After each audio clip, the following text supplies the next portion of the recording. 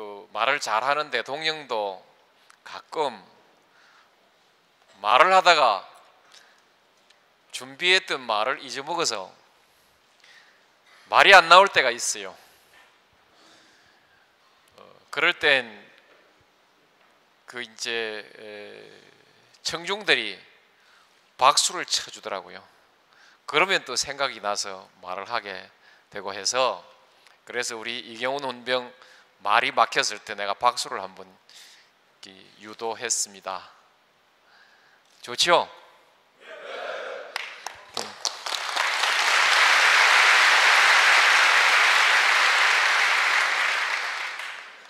조금 전에 여러분의 선배들이 영일만에서 상륙 훈련하는 모습을 참관하고 왔습니다. 정말 아주 감동적이었습니다. 정말 우리 군대가 가지고 있는 그 위용이라고 할까요? 웅장하게 느껴지는 힘 같은 것이 아주 감동적이었고요. 이제 상륙 훈련을 딱 마치고 여러분의 선배 장병들이 나랑 이렇게 만나서 이제 보고도 하고 인사도 하고 했는데, 확실히 정말 믿음직스러운 그런 군인들이었어요. 여러분들한테는 조금 미안한데 여러분 표정하고는 다른 사람들이더라니까요. 난 여러분들도 그 손님을 맞이하고 밥 먹고 건배하고 이렇게 하면서 천정이 날아갈 듯이 그렇게 아주 씩씩한 목소리로 여러분들 식사에 임해 주시고 이렇게 해서 굉장히 씩씩하고 훌륭하다 이렇게 생각하지만, 해변 조금 전에 훈련장에서 보았던 여러분들 선배하고 여러분들하고는 사람이 달라요. 아직 여러분들은 눈에 공기가 제대로 안 들어가 있는 것 같아요. 그래서 자세히 보니까 여러분은 명찰이 노란 명찰이에요. 빨간 명찰을 달아야 그게 된다는데 열심히 하십시오.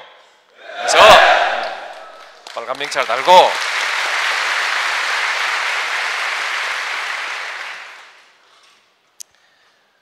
나는 군대가 할 일이 없게 만들기 위해서 불철을 줘야 노력하는 사람입니다. 나는 대한민국 국군 통수권자로서 여러분들에게 전쟁에 출정하라고 명령하지 않기 위해서 할 수 있는 모든 노력을 다하고 있습니다. 그런데 아무리 내가 열심히 해도 대한민국 국군이 없으면 그 일을 해낼 수가 없어요. 역설입니다. 대한민국 국군이 없으면 대통령이 아무리 외교를 잘하고 정치를 잘해도 평화를 유지할 수가 없습니다. 전략과 전술을 쓸 수가 없어요. 힘 있는 군대를 가져야만이 거기서 전략이 나오고 전술이 나오는 것이지, 아무리 전략 전술을 열심히 꾸려놔도, 아무리 국가적 전략으로서 평화의 전략을 만들어 놔도 군대가 뒷받침해 주지 않으면 그 전략은 아무 의미가 없단 말이죠. 실행되지 않는 전략은 아무 의미가 없습니다. 그래서 가장 강한 국력을 가지고 가장 강한 군대가 있을 때 그때 우리는 평화를 누렸고, 우리의 국력이 약하고 더욱이 특히 군대가 약했을 때, 군대가 약하거나 뭐 거의 없거나 했을 때 그때는 평화를 우리가 지킬 수가 없었습니다. 여러분, 틈나는 대로 우리나라 역사를 이런 관점에서 다시 한번 돌이켜 보십시오. 가장 강한 군대는 전쟁을 한 일이 없고, 항상 제대로 갖추어지지 못한 힘약한 군대가 있을 때 열심히 우리는 전쟁을 했지만은 다 대책이 되지 않아서 무너지고 말았습니다. 그래서 여러분들은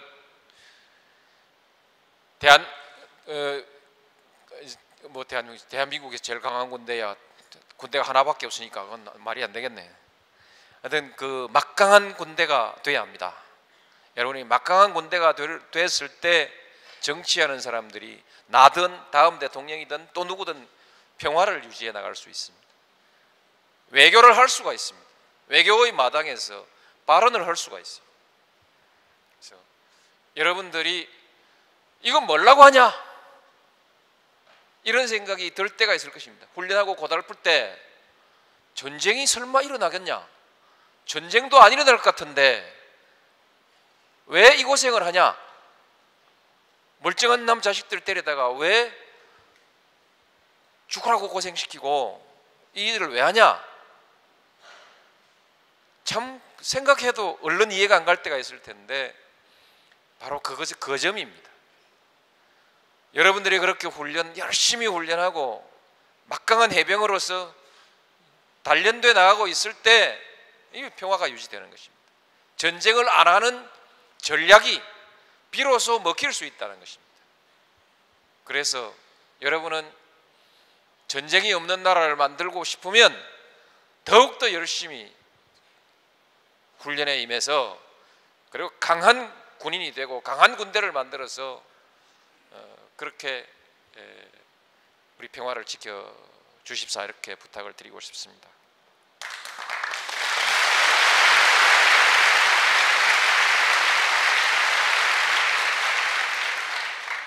나는 68년 3월 5일에 39사단의 훈병으로 입소를 해가지고 3월 7일에 군번을 받았습니다. 그 해 1월 21일에 김신조 일당이 서울 세검정까지 청와대를 깨부수러 온다고 해서 청와대에서 아마 몇백 미터 거리까지 접근했던 그런 이제 사건이 있었습니다. 그래서 30개월 군 복무할 거라고 군에 갔다가 그만 34개월 반을 복무를 하고 돌아왔습니다만 막상 그런 상황이 있었음에도 불구하고 어쩐지 전쟁이 없을 것만 같고 군대 생활하는 동안 계속해서 내가 왜 쓸데없는 짓 하냐 이런 생각이 계속 들었기 때문에 군대 생활이 힘들었습니다. 지금 이제 좀 더 어른이 되고 또 정치를 하면서 이렇게 보니까 역시 그때 내 생각이 잘못돼도 참 한참 잘못됐던 것입니다. 그때 우리가 그렇게 복무하고 소위 박박 끼고 있었기 때문에 전쟁이 실감 안 나는 그런 사회로 우리가 살고 있었던 것이죠. 그래서 오늘 그 경험을 가지고 여러분들한테 말씀을 드립니다. 첫 번째 내 경험을 가지고 드리는 말씀이고요. 그래서 여러분은 정말 중요한 일을 하고 있다 이렇게 기억해 주시고, 두 번째로는 내가 군대 생활하는 동안 내내 책을 끼고 다녔습니다.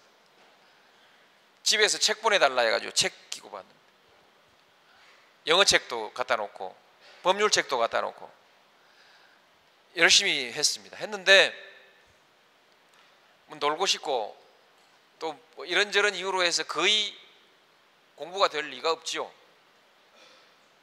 근데 왜 그렇게 했냐?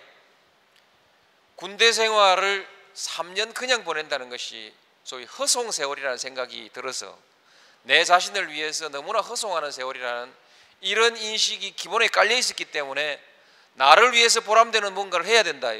그래서 시간이 아까워서 책 갖다 놓고 자꾸만 책 보려고 했던 거죠. 책이 봐지겠습니까?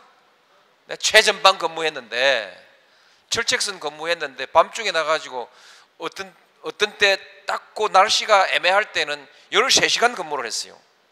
13시간 M1 실탄 80발을 허리에 차고 M1 총 들고, M1 총이 한 4kg 정도 나가요. 그 무게가.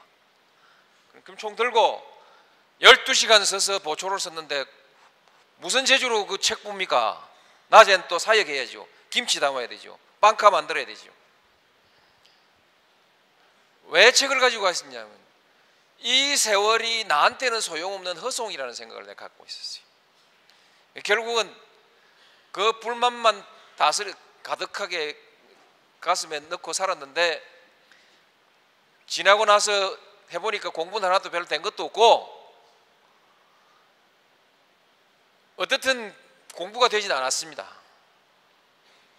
아마 여러분들도 지금 자원해서 비록 왔지만은 이 세월이 나한테 어떤 의미를 갖는가에 대해서 참 아깝다 이런 생각을 할지도 모르겠습니다. 그런데 내가 제대를 하고 난 뒤에 이제 고등고시 공부를 하고 변호사를 하고 또 군에 정치를 하고 정치를 하면서 나도 무진장 떨어진 사람입니다.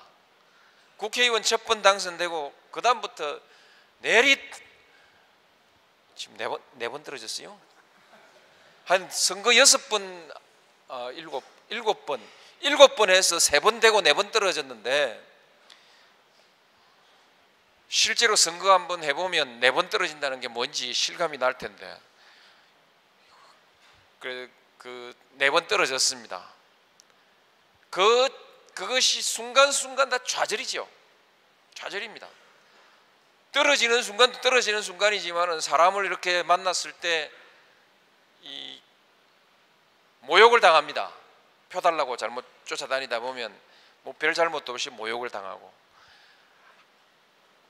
이런저런 또 선거 때뿐만이 아니고 정치를 하다 보면은 겪어야 되는 그런 여러 가지 어려움들이 있습니다. 이 어려움들이 있는데 그런 순간들을 다른 분들도 잘 넘어오고 나도 잘 넘어왔지만은 어떤 나도 잘 넘겼어요. 다 이기고 넘기고 했어요. 매번 그럴 때마다 그 자신이 마음으로 의지하는 것이 내가 군대 생활도 잘 마쳤는데 예를 들면 내가 군대에서 이것도 해냈는데 이런 그 기억들을 더듬으면서 자신감을 항상 가지고 그렇게 살아왔습니다. 어떻게 보면 군대 생활이 가장 힘들었기 때문에 그렇게 생각한다고 할 수도 있지만 실제로 뒤에 겪어본 것은 군대 생활보다 어려운 일이 많았지만 그럼에도 불구하고 더 어려운 상황에 부닥쳐서도 항상 군대에서 이겨냈던 일들을 생각한다는 거죠. 왜냐하면 나도 막내로 태어나가지고 가난했지만은 부모들 사랑도 독차지했고 형님들 사랑도 독차지했기 때문에 남한테 싫은 소리 들어본 일이 없고 너무 고달프고 힘든 일을 한 일이 없습니다. 나는 그냥 울면 형님이 스케이트 만들어주고 형님이 팽이 만들면 뺏어가 버리면 되고 새총 만들어 놓으면 그건 무조건 압수하면 돼요. 그렇게 내 마음대로 자랐는데 군대 가보니까 그게 아니더라니까요. 훈련소 딱 들어가니까 이게 내 마음대로 되는 게 아무것도 없어요. 아마 그래서 내가 그 군대 생활을 했던 것을 오래오래 기억하면서 그래서 어려운 일이 있을 때마다 용기를 내고 이렇게 했던 거 아닌가 생각합니다. 요새 신세대라고 합니다. 우리 이제 우리 허준석 훈병도 허준석 훈병도 이제 뭐 6대 독자다 이렇게 이제 해서 아주 별난 사람들을 여기 좀 이제 모아놨는데 지금은 다 독자지요. 이제 남녀를 구분하지 않기 때문에 이제 그 남자만 가지고 독자라고 따질 수도 없지만 옛날처럼 남성 중심으로만 생각하면 말하자면 군대식으로 생각하면 다 이제 독자란 말이죠. 신세대. 그러니까 여러분들도 살아왔던 경험들 또 뭐 대체로 군대 오기 전까지는 나를 중심으로 그렇게 생각하고 살아도 크게 어렵지 않았을 것입니다. 물론 초등학교부터 학교 생활을 쭉 하기 때문에 공동체 생활 속에서는 서로 양보하고 또 이기기도 하고 지기도 하고 이렇게 타협하고 이렇게 훈련하지만 그러나 많은 경우에 나를 중심으로 그렇게 해왔을 것입니다. 근데 진짜 내 마음대로 남맘대로 하는 사람들만 모아놓으면 우리 사회가 제대로 될 리가 없지요. 역시 서로를 존중하고 함께 할 수 있는 그런 그 역량을 가진 사람들이 지역사회를 형성하고 또 공동체를 형성하고 국가라는 이런 이제 큰 그 사회를 형성해 가는 거 아니겠습니까? 그때 가장 좋은 그 훈련의 기회가 자기 수양의 기회이고 또 함께 사는 사람들의 그 서로를 존중하는 이런 그 소양들을 가꿀 수 있는 그런 그 기회가 군대가 아주 좋은 기회라고 저는 그렇게 생각합니다. 나도 최전방 철책선 근무도 하고 GP 근무도 한 4개월 정도 했던 것으로 기억이 나는데 거기에서는 나도 군기도 경험했지만은 군기 그 이상의 전우회 같은 거 우리도 그때 항상 실탄을 가지고 근무하고 하기 때문에 그 긴장이 굉장히 높은 곳이었어요. 상대방과의 그 긴장도 높은 곳이지만은 내부의 안전사고에 대한 긴장도 굉장히 높은 그런 군대 생활을 우리가 하였었는데 내 기억엔 그때 같이 군대 생활을 했던 사람들이 서로가 서로를 이해하고 협력하고 위해 주었던 그런 기억들을 지금도 잊어버릴 수가 없어요. 그 기회를 통해서 내가 얻었던 것은 사람의 본성에 대해서 믿음을 가지게 된 것입니다. 사람은 되게 만났을 때 서로 믿고 사랑하는 쪽이 보편적인 본성인가 아니면 경계하고 속이고 내가 이기려고 하고 다투는 것이 인간의 본성인가에 대해서 우리는 끊임없이 두 개의 경험을 함께 하면서 두 개의 생각을 함께 가지고 삽니다. 왜냐하면 속이는 사람도 있고 위해주는 사람도 있기 때문이죠. 이런 그 교착된 경험을 가지고 있는데 가장 강한 인상을 가지고 있었던 기억은 역시 그 최전방에서 영하 28도씩 이렇게 가는 곳에서 같이 함께 근무를 하면서 서로를 아껴주고 했던 그런 시기에 그 했던 경험, 사람이 서로 사랑하고 신뢰하고 서로를 이렇게 아껴가는 그런 경험이 그 뒤에 사람을 보는 그 데 있어서 굉장히 그 사람을 좋게 볼 줄 아는 그런 그 습관을 만들어 준 것이죠. 그런 것이 그 무슨 일을 하든 어디 가서 직장에 가서 직장 생활을 하든 나처럼 정치를 하든 기본적으로 그런 데 대한 믿음을 가지고 생활을 해야만이 성공할 수 있다고 생각합니다. 그래서 내가 얘기가 좀 길었죠? 네. 여러분들이 이 3년이라는 것을 물론 할 수 있는 대로 공부할 지금 훈병실에는 엄두도 못 내지만은 할 수 있는 대로 배우고 익히고 하는 것은 좋습니다. 그럼 꼭 하십시오. 하지만은 이 30개월이라는 세월을 지금 24개월이면 해병도요? 아, 맞아. 해병은 본시 육군보다 짧죠. 24개월. 이 세월이 결코 아깝다고 생각하지 마십시오. 24개월 같으면 좀 짧습니다, 사실은. 결코 아깝다고 생각하지 말고 그동안에 더불어 살고 서로 사랑하고 믿고 돕고 이렇게 살아가는 그런 것을 충분히 익힐 수 있다면 아마 여러분들이 2년 동안 열심히 무슨 혼자서 책 싸들고 도서관에 가가지고 공부했던 것보다 훨씬 더 많은 것을 여러분은 배우고 훨씬 더 유익한 그런 인생을 살 수 있을 것입니다. 그래서 모든 일에 대해서 긍정적으로 생각하고 항상 미래를 낙관하는 그런 자세로 그리고 사람을 사랑하는 자세로 그렇게 열심히 훈병 생활을 하시고요. 그래서 또 조금 전에 그 여러분들 선배처럼 아주 당당하고 믿음직스러운 그런 훌륭한 군인이 되고 또 마치고 나도 여러분들은 한 번 해병은 영원한 해병이지 않습니까? 네. 마치고 나서도 영원히 자랑스러운 인생을 이렇게 설계해 가도록 열심히 하십시오. 대통령은 여러분들에게 대해서 무한한 믿음을 가집니다. 그리고 또한 여러분들이 앞으로 살아갈 우리 사회를 위해서 대통령으로서 할 수 있는 최선을 다하겠습니다.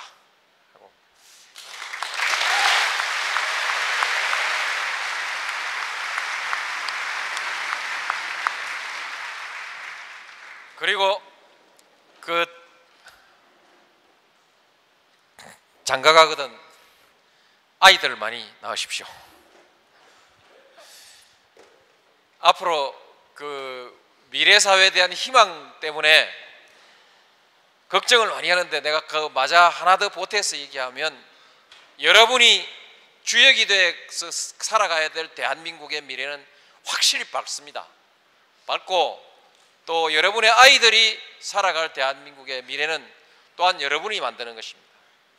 그러나 어쨌든 대한민국의 미래는 대단히 밝다. 그래서 아주 열심히 군대 생활하고 또 결혼하고 아이 낳고 이렇게 해서 우리 대한민국 국가를 영원히 아주 그 활력 있는 나라로, 그리고 막강한 국가로 이렇게 만들어 나갑시다. 감사합니다.